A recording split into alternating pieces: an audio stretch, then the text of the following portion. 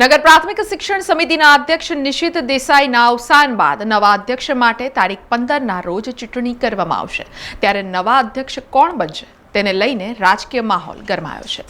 નગર પ્રાથમિક શિક્ષણ સમિતિના અધ્યક્ષ નિશિત દેસાઈના અવસાન બાદ હાલ અધ્યક્ષનો હવાલો ઉપાધ્યક્ષ અંજના ઠક્કર પાસે છે અને નવા અધ્યક્ષ બનાવવા માટે એક ખાલી જગ્યા ભરવી જરૂરી છે. એટલે કે નવા સભ્યની નિમણૂક બાદ જ નવા અધ્યક્ષની વરણી કરવામાં આવશે. ત્યાં સુધી ઉપાધ્યક્ષ અંજના ઠક્કર કાર્યકારી અધ્યક્ષ રહેશે. આ સમગ્ર પ્રક્રિયા કરવા માટે શાસન અધિકારી ડોક્ટર વિપુલ ભરતિયા દ્વારા સૂચનાપત્ર જારી કરવામાં આવ્યું છે, જેમાં નવા અધ્યક્ષની ચૂંટણી તારીખ 15ના રોજ શિક્ષણ સમિતિના શ્રી રમણલાલ વસંતલાલ દેસાઈ સભાગૃહમાં રાખવાની જાહેરાત કરવામાં આવી છે. સામાન્ય રીતે શિક્ષણ સમિતિના ચેરમેન પર પોતાના માનીતા જાણીતા અંગત વિશ્વાસોને બેસાડવા કે ધારાસભ્યની લોબિંગ ચાલતી હોય છે અને ધારાસભ્ય કે સાંસદની કોઈ ખાસ વ્યક્તિ જ ચેરમેન બને છે. પણ આ વખતે પરિસ્થિતિ થોડીક અલગ છે. આ સમિતિની ટર્મ પૂરી થવા માંડ થોડાક મહિના બાકી છે, ત્યારે ધારાસભ્ય કે સાંસદ પણ પોતાના માનીતાને જ આ પદ અપાવવા રાજી નથી તેવું દેખાઈ રહ્યું છે.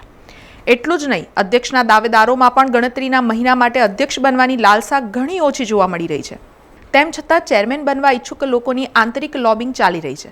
હવે જે પણ નવા સભ્યની નિમણૂક થશે તે પણ કોઈ રાજકીય આગેવાનનો નિકટનો અને ખાસ વિશ્વાસુ જ હશે. પણ ધારાસભ્ય કે સાંસદ તેને અધ્યક્ષ બનાવવા હોદ્દાનો પાવર નહીં બતાવે. હવે સવાલ નવા અધ્યક્ષનો છે.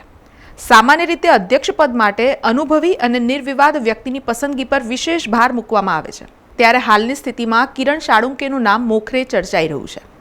કિરણ સાળુંકે એક અનુભવી નિર્વિવાદ વ્યક્તિત્વ છે અને તેઓ RSSનું બેકગ્રાઉન્ડ ધરાવે છે. એટલું જ નહીં, તેમનો સરળ, સાલસ અને મળતાવડો સ્વભાવ હોવાથી લોકોમાં તેમની અનેરી છાપ છે.